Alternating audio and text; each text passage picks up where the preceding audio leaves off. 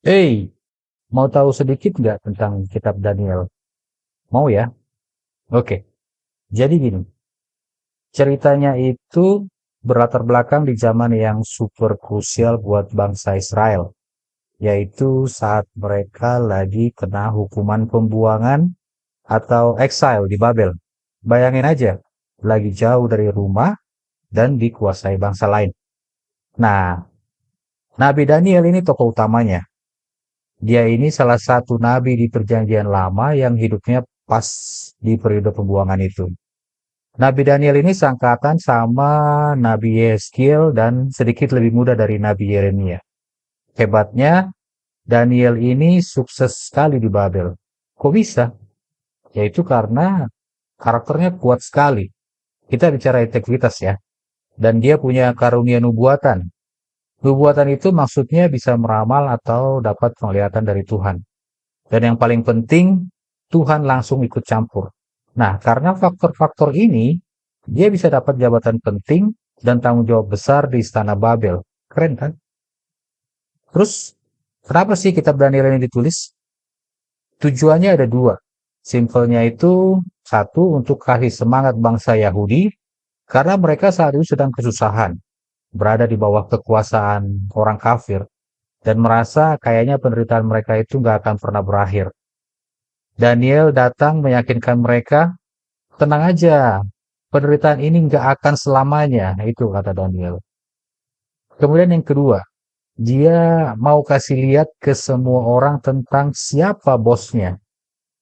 Kitab ini penuh dengan nubuatan dan penglihatan yang menunjukkan satu hal, yaitu Tuhan itu berdaulat penuh atas semua bangsa di dunia. Dia yang pegang kendali. Intinya seluruh kitab ini mau mengatakan bahwa janji Tuhan itu pasti. Dia pasti akan jaga dan pulihkan umatnya. Sama pastinya seperti kerajaan Mesias yang kekal itu pasti akan datang. Gimana? Jadi lebih jelas kan garis besar kitab Daniel? Oke, kita lanjut ya. Kitab Daniel itu kayak film yang genrenya ganti-ganti, tapi plot twistnya nyambung semua. Yaitu perpaduan antara narasi sejarah atau narasi hikmat yang dibagi dalam pasal 1 sampai 6. Ini bagian yang seperti cerita sejarah biasa atau kisah-kisah orang bijak, misalnya Daniel di Gua Singa. Kemudian bagian yang kedua itu sastra apokaliptik, itu dibagi dalam pasal 7 sampai 12. Nah, ini yang beda. Sastra apokaliptik itu isinya lambang, mimpi aneh, dan penglihatan gila-gilaan yang tujuannya buat ngasih semangat dan harapan ke umat Tuhan yang sedang kesusahan. Saking fokusnya ke masa depan, di dalam kitab ini banyak sekali muncul kata Ibrani dan Aram yang artinya akhir. Yes. Jadi intinya kitab Daniel ini sangat berfokus ke eskatologi. Apa itu? Ajaran tentang akhir zaman. Ini bagian yang paling mind-blowing secara struktural. Bayangin aja, satu kitab tapi bahasanya berubah-ubah. Pasal 1 dia pakai bahasa Ibrani, pasal 2 sampai 7 pakai bahasa Aram, dan pasal 8 sampai 12 pakai bahasa Ibrani lagi. Kenapa bahasanya berubah-ubah? Perubahan bahasa ini bukan kebetulan ya, ada pesan teologisnya. Aram, itu yang dipakai di pasal 2 sampai 7, itu adalah bahasa umum di Babel dan Persia saat itu. Dengan memakai bahasa Aram di bagian ini, Tuhan menunjukkan kalau dia itu penguasa universal. Bukan cuma Tuhannya Israel, tapi juga Tuhannya semua kekaisaran di dunia. Bahasa Ibrani yang dipakai di pasal 1 dan 8 sampai 12 itu adalah bahasa perjanjian Israel. Waktu teks kembali ke bahasa Ibrani, itu tandanya fokus Tuhan kembali ke urusan spesifik umatnya, yaitu janji keselamatan mereka dan detail masa depan mereka. Keren kan? Kitab ini dengan nyata menggunakan bahasa untuk membatasi ruang lingkup pesannya, yaitu Tuhan menguasai dunia, tapi fokus kasihnya tetap pada umat perjanjiannya. Oke, kita masuk ke poin yang paling penting tentang kitab Daniel. Ini adalah tujuan utamanya. Dari semua cerita dan penglihatan gila-gilaan di kitab Daniel itu, tujuan utamanya adalah untuk memproklamasikan secara lantang bahwa Allah itu the boss. Allah yang maha tinggi, yang punya kuasa mutlak atas segalanya. Lewat hidupnya Daniel, Tuhan mau tunjukkan bahwa dialah yang memimpin semua sejarah dunia. Sangat mudah bagi dia untuk mengubah hati para pemimpin dunia, bahkan yang non-Yahudi sekalipun. Ingat Raja Nebukadnezar atau Darius yang akhirnya mengakui Tuhan Daniel. Selain itu, kitab Daniel punya janji yang sangat luar biasa tentang akhir zaman, yaitu kemenangan mutlak kerajaan Allah. Nubuatan-nubuatan Daniel itu memberikan kita semacam cetak biru atau blueprint paling luas tentang akan ada kerajaan yang didirikan di bumi. Dan kerajaan ini akan menggantikan semua kerajaan dunia yang rapuh dan fana. Dan yang paling penting, kerajaan Allah ini akan berdiri untuk selama-lamanya. Makanya kitab Daniel itu sering sekali disebut sebagai pelengkap eskatologis yang penting buat kitab Wahyu di Perjanjian Baru. Kalau Daniel kasih kita gambaran lama tentang Mesias yang berdaulat, Wahyu kasih kita gambaran akhir dari kemenangan Mesias itu. Dua-duanya itu kayak dua keping puzzle yang saling melengkapi tentang bagaimana Tuhan akan mengakhiri sejarah. Gimana? Makin seru kan memahami pesan utama dari kitab Daniel ini? Mau tahu lebih dalam tentang nubuat kerajaan yang kekal itu? Oke, kita lanjut ke bagian cerita yang paling seru, yaitu dari pasal 1 sampai 6. Bagian awal kitab Daniel ini intinya adalah pembuktian nyata di lapangan tentang kesetiaan Daniel dan teman-temannya, dan campur tangan langsung Allah di tengah-tengah kekuasaan Babel.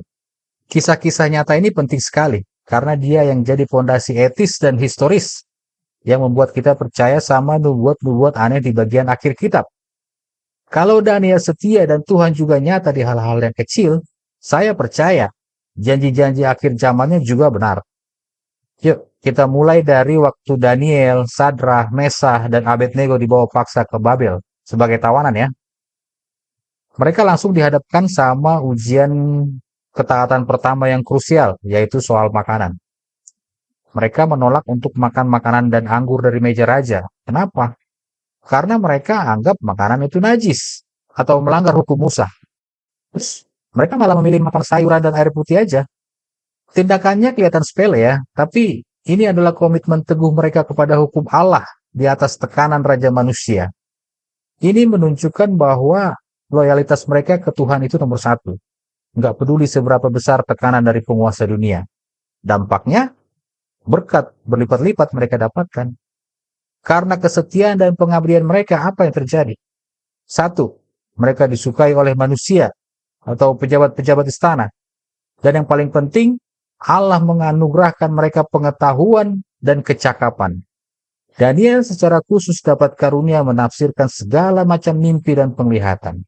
Setiap kali Daniel pakai karunia itu di hadapan raja, dia selalu rendah hati dan mengakui bahwa kemampuan itu 100% adalah anugerah dari Allah yang Maha Tinggi. Jadi tujuannya bukan supaya dirinya jadi terkenal, jadi terlihat hebat, tapi tujuannya adalah supaya Tuhan yang dipermuliakan. Kemudian setelah Daniel lulus ujian makanan, Tuhan langsung kasih lagi dia panggung yang paling dramatis buat nunjukin kuasanya. Raja Nebukadnezar dapat mimpi yang bikin dia gelisah tentang sebuah patung raksasa. Dan yang bikin raja panik, dia lupa isi mimpinya. Nebukadnezar mau supaya para peramal kasih tahu isi mimpinya, baru tafsirannya. Ya jelas nggak ada yang sanggup. Disinilah Daniel masuk. Tentunya setelah berdoa ya. Dia nggak cuma kasih tahu mimpinya, tapi juga tafsirannya. Inti dari mimpinya Nebukadnezar adalah patung raksasa itu melambangkan 4 kerajaan dunia yang akan saling menggantikan secara berurutan. Dari yang paling kuat, yang terbuat dari emas, sampai yang paling rapuh dan bercampur, besi dan tanah liat. Satu, yang kepala emas, itu adalah kerajaan Babel, kerajaannya Nebukadnezar sendiri. Kedua, dada dari perak, itu adalah kerajaan Media Persia. Ketiga, perut tembaga, itu adalah kerajaan Yunani yang dipimpin oleh Alexander Agung. Keempat, kaki besi dan jari besi atau tanah liat. Ini adalah kerajaan Roma dan negara-negara pecahannya di akhir zaman. Kemudian ada sebuah batu digambarkan bukan seperti sebuah batu biasa ya. Batu itu lepas seperti terungkit dan tanpa disentuh tangan manusia. Artinya bukan kekuatan manusia yang membuat batu itu jatuh atau lepas. Dan batu itu menghantam patung itu sampai hancur berkeping-keping. Dan batu itu kemudian berubah jadi gunung besar yang memenuhi seluruh bumi.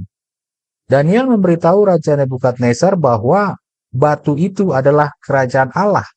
Kerajaan ini akan didirikan langsung oleh Allah sendiri di suatu hari nanti. Tujuannya, menghancurkan semua kerajaan manusia lainnya. Hasilnya, kerajaan Allah ini akan berdiri kokoh dan kekal selamanya. Melalui Daniel dan tafsiran ini, Tuhan hendak memberitahu Nebukadnezar, oke, kamu Raja Emas, tapi ada raja di atas segala raja yang kerajaannya tidak akan pernah berakhir. Oke ya, kita lanjut ke Daniel 3 ya. Bagian ini adalah bukti konkret campur tangan Tuhan. Gak ada ambigu, gak ada tafsiran ganda. Jelas sekali bahwa Tuhan itu ada dan berkuasa. Oke, masih ingat kan kisah Sadrak, Mesak, dan Abednego? Ketika mereka menolak mentah-mentah perintah Raja Nebukadnezar untuk menyembah patung emasnya, apa sih alasan mereka? Alasan mereka adalah hukum Allah di atas segalanya. Mereka lebih takut sama Tuhan daripada sama Raja. Dan akhirnya mereka dilempar ke dalam perapian yang sangat-sangat panas. Dan mereka nggak kebakar kan? Bahkan Raja Nebukadnezar sendiri dia lihat ada sosok keempat di dalam perapian yang dia sebut sebagai anak dewa, berjalan bersama-sama mereka di tengah api. Intinya, Tuhan pasti melindungi umatnya di tengah penganiayaan yang paling ekstrim sekalipun. Terus kisah yang kedua nih, ini giliran Daniel sendiri yang diuji, yaitu ketika Raja Darius mengeluarkan larangan untuk berdoa kepada dewa atau manusia manapun selain kepada dirinya sendiri. Darius itu siapa sih? Darius adalah Raja Persia yang menaklukkan Babel ketika berada dalam pemerintahan Belsasar. Tapi Daniel tetap setia. Dia nggak takut dengan larangan untuk berdoa kepada dewa atau manusia. Dia tetap berdoa 3 kali sehari secara terbuka. Dia nggak sembunyi-sembunyi. Kekuatan Daniel datang dari kesetiaannya dan kebiasaannya berdoa kepada Allah. Nah, karena Daniel melanggar aturan raja, Daniel terpaksa dilempar ke kandang singa. Terpaksa. Karena memang Raja Darius mengasihi Daniel. Dan ketika Daniel dilempar ke kandang singa, doa Daniel dijawab dengan cepat. Allah kirim malaikatnya buat menutup mulut singa-singa itu. Daniel selamat. Ini menunjukkan bahwa integritas Daniel dalam tugasnya sebagai administrator yang hebat itu sejalan dengan imannya kepada Tuhan. Dia menjalankan tugasnya dengan baik di mata dunia sekuler, tapi raja sejatinya tetap adalah Allah. Kisah-kisah ini, termasuk penghakiman Raja Nebukadnezar dan Belsasar di Daniel 4 dan 5, yang dipaksa mengakui kedaulatan Tuhan, berfungsi sebagai model awal dari ajaran apokaliptik, yaitu ujian ekstrim yang dialami Daniel dan teman-temannya, baik itu tekanan kompromi, ancaman kematian. Itu adalah gambaran awal dari penderitaan yang akan dialami oleh orang-orang kudus Tuhan di akhir zaman nanti. Kemudian kesetiaan mereka sebagai individu memvalidasi janji Tuhan tentang pembebasan kosmik yang akan datang. Singkatnya, kalau Tuhan sanggup selamatkan 3 sekawan dari api dan Daniel dari singa, dia pasti sanggup dan pasti akan menyelamatkan umatnya dari semua krisis di akhir zaman. Oke, baik. Untuk Daniel 7-12, kita lanjutkan di video part 2 ya. Shalom.